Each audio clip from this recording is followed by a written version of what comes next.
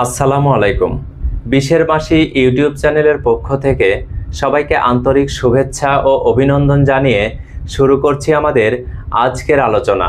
আজকে আমরা একাদশ দ্বাদশ শ্রেণীর পাঠ্য বইয়ের অন্তর্ভুক্ত ঋতুবর্ণন কবিতাটি নিয়ে পুঙ্খানুপুঙ্খ আলোচনা করব ইনশাআল্লাহ। আমাদের বাংলা সাহিত্যের মধ্যযুগের অন্যতম শ্রেষ্ঠ বাঙালি কবি সৈয়দ আলাওল, তিনি আনুমানিক ১৬০৭ খ্রিস্টাব্দে ফতেহাবাদ পরগনার জালালপুর গ্রামে জন্মগ্রহণ করেন। এই ফতেহাবাদের বর্তমান নাম কিন্তু ফরিদপুর, এবং তিনি ১৬৮০ খ্রিস্টাব্দে মৃত্যুবরণ করেন। এই কবি তরুণ বয়সে পিতার সাথে জলপথে যখন চট্টগ্রামে যাচ্ছিলেন, তখন পর্তুগিজ জলদস্যুদের দ্বারা আক্রমণের শিকার হন এবং সেখানে তার পিতার মৃত্যু ঘটে। তিনি ভাগ্যক্রমে বেঁচে গিয়ে আরাকান রাজ্যে উপস্থিত হন এবং সেখানকার সেনাদলে যোগদান করেন। পরবর্তী সময়ে আরাকান রাজসভার প্রধান অমাত্য কোরেশি মাগন ঠাকুরের তত্ত্বাবধানে সভাকবি হিসাবে নিযুক্ত হন এবং তাঁরই পৃষ্ঠপোষকতায় তিনি পদ্মাবতী কাব্যটি রচনা করেন। আর এই পদ্মাবতী কাব্যের ঋতুবর্ণন খণ্ড থেকে ঋতুবর্ণন কবিতাটি সংকলন করা হয়েছে। তাহলে আমরা মূল পাঠ শুরু করছি। আমাদের বাংলা সাহিত্যের মধ্যযুগের অন্যতম বৈশিষ্ট্য হল ১২ মাস বা ষড়ঋতুর বর্ণনা। বাংলাদেশ ষড়ঋতুর দেশ। ঋতু পরিবর্তনের সাথে সাথে প্রকৃতির নানা রকম পরিবর্তন সাধিত হয়, আর এই পরিবর্তিত প্রকৃতি মানব মনকে নানাভাবে প্রভাবিত করে। এইখানে মহাকবি আলাওল ষড়ঋতুর বর্ণনা করতে গিয়ে বাংলাদেশের প্রাকৃতিক যে সৌন্দর্য, সেই বিষয়গুলো আমাদের সামনে উপস্থাপন করেছেন। ঋতুবর্ণন কবিতাটি অক্ষরবৃত্ত ছন্দে লেখা এবং এই কবিতার লাইন সংখ্যা আছে ২৮টি। তাহলে আমরা মূল পাঠ শুরু করছি। প্রথমেই কবি বলছেন, প্রথমে বসন্ত ঋতু নবীন পল্লব। এখানে নবীন শব্দের অর্থ হলো নতুন, আর পল্লব শব্দের অর্থ গাছের পাতা। অর্থাৎ প্রথমে বসন্ত ঋতুর বর্ণনা দিয়ে কবিতার যাত্রা শুরু করা হয়েছে। এই যে প্রকৃতিতে যখন বসন্ত ঋতুর আগমন ঘটে, তখন গাছে গাছে নতুন পাতা গজায়। এবং দ্বিতীয় লাইনে বলছেন, দুই পক্ষ আগে পাছে মধ্যে সমাধব। এখানে সমাধব শব্দের অর্থ হলো উত্তম বসন্তকাল। এই বসন্ত ঋতুর আগে থাকে তীব্র শীত ঋতু এবং বসন্ত ঋতুর পরে থাকে গ্রীষ্ম ঋতু। এই যে দুই বিপরীত ঋতু, এই দুইটার মাঝখানে বসন্ত ঋতুর অবস্থান থাকায় বসন্তকে বলা হচ্ছে সমাধব বা উত্তম বসন্তকাল, কারণ এই সময়ে প্রকৃতি থাকে নাতিশীতোষ্ণ। এরপরে কবি বলছেন, মলয়া সমীর হইলা কামের পদাতি। মলয়া অর্থ মালয় পর্বত থেকে আগত, সমীর শব্দের অর্থ হলো বাতাস, আর হইলা অর্থ হলো। এখানে কাম শব্দের অর্থ হলো প্রেম, অর্থাৎ প্রেমের দেবতার কথা বলা হচ্ছে, আর পদাতি অর্থ বার্তাবাহক। তাহলে এখানে কি বলা হচ্ছে, মলয়া সমীর হইল কামের পদাতি, অর্থাৎ বসন্ত ঋতুতে মালয় পর্বত থেকে যে স্নিগ্ধ বাতাস প্রকৃতিতে আসে, এটা যেন প্রেমের দেবতার বার্তাবাহক হয়েই প্রকৃতিতে আগমন করে। এবং পরবর্তী লাইনে বলছেন, মুকুলিত কইল তবে বৃক্ষ বনস্পতি। এখানে হচ্ছে বনস্পতি, যে গাছে ফল ধরে কিন্তু ফুল ধরে না, যেমন বট, অশ্বত্থ, এই সকল বৃক্ষের কথা বলা হচ্ছে, যেগুলো বসন্ত ঋতুর আগমনে মুকুলে মুকুলে সজ্জিত হয়ে ওঠে। এবং বলছেন, কুসুমিত কিংসুক সঘন বন লাল। এখানে কিংসুক শব্দের অর্থ হচ্ছে পলাশ বৃক্ষ, যে বৃক্ষ বসন্ত ঋতুতে ফুলে ফুলে সজ্জিত হয়। পলাশ বৃক্ষের ফুল লাল রং ধারণ করে, এজন্য বলছে সঘন বন লাল। এবং পরের লাইনে বলছে, পুষ্পিত সুরঙ্গ মল্লী লবঙ্গ গুলাল। এখানে সুরঙ্গ শব্দের অর্থ হলো সুন্দর রং, আর মল্লী অর্থ বেলি ফুল, অর্থাৎ এ সময় বেলি ফুল বা বেলি ফুলের বৃক্ষ সুন্দর রং ধারণ করে। ফুলে ফুলে সজ্জিত হয়। অন্যদিকে বলছে লবঙ্গ গুলাল, লবঙ্গ এক প্রকারের মশলা, এটা যখন গাছে থাকে তখন সেটা লাল রং ধারণ করে। আর গুলাল শব্দের অর্থ হলো আবির বা রক্তবর্ণের এক প্রকারের গোড়া। অর্থাৎ এই লবঙ্গ যখন গাছে ধারণ করে তখন দেখে যেন মনে হয় প্রকৃতিতে এক প্রকারের রক্তবর্ণের গোড়া ছড়িয়ে ছিটিয়ে রয়েছে। এরপরে কবি বলছেন ভ্রমরের ঝংকার কোকিল কলরব, শুনিতে যুবক মনে জাগে অনুভব। অর্থাৎ প্রকৃতিতে যখন বসন্ত ঋতুর আগমন ঘটে, গাছে গাছে ফুল ফোটে, মুকুলে মুকুলে পরিপূর্ণ হয়ে যায়, আর এই ফুল থেকে মুকুল থেকে মধু সংগ্রহের জন্য এই সময়ে ভ্রমরের গুঞ্জন, ভ্রমরের আনাগোনা অনেক বেশি দেখা যায়। পাশাপাশি বসন্ত ঋতুতে কোকিল ডাকে সবচেয়ে বেশি। এই যে বসন্ত ঋতুতে যে ভ্রমরের ঝংকার, কোকিলের কলরব, এগুলো যুবকের মনে আলাদা একটা অনুভূতির সৃষ্টি করে। অর্থাৎ তরুণ তরুণীর মাঝে আলাদা একটা ভাব জেগে ওঠে, রোমান্টিক একটা ভাব জেগে ওঠে। এরপরে কবি বলছেন নানা পুষ্প মালা গলে বড় হরষিত। অর্থাৎ এই সময়ে প্রকৃতি যেন বিভিন্ন রকমের বিভিন্ন রঙের ফুলের মালা গলায় দিয়ে অনেক বেশি আনন্দিত হয়। এবং বলছেন বিচিত্র বসন অঙ্গে চন্দন চর্চিত। এখানে বসন শব্দের অর্থ হলো পোশাক, আর চন্দন হচ্ছে এক প্রকারের সুগন্ধি কাঠ যেটা প্রসাধনী হিসাবে ব্যবহার করা হয়। অর্থাৎ প্রকৃতি এমনভাবে ফুলে ফুলে সজ্জিত হয় যে প্রকৃতি যেন চন্দন দ্বারা চর্চিত হয়ে একটি সুন্দর রূপ ধারণ করে আছে। এই তো গেল হচ্ছে আমাদের বসন্ত ঋতুর বর্ণনা। এরপরে কবি গ্রীষ্মকালের বর্ণনা করেছেন, এবং গ্রীষ্মকালের বর্ণনা করতে গিয়ে প্রথমেই কবি বলেছেন নিদাক সময়ে অতি প্রচণ্ড তপন। নিদাক শব্দের অর্থ হলো গ্রীষ্মকাল, আর তপন শব্দের অর্থ সূর্য।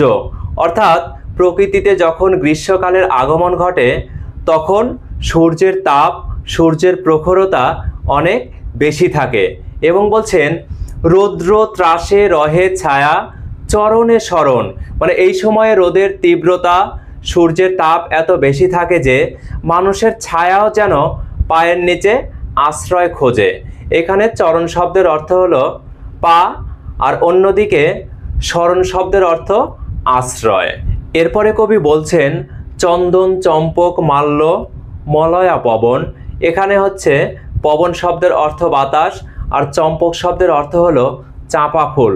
এই গ্রীষ্ম ঋতুতে প্রকৃতিতে চাঁপা ফুল ফোটে, এবং এই যে দক্ষিণা বাতাস, মালয় পর্বত থেকে আগত যে দক্ষিণায় স্নিগ্ধ বাতাস, এটি যেন চাঁপা ফুলের মালা গলায় পরে প্রকৃতিতে আগমন করে।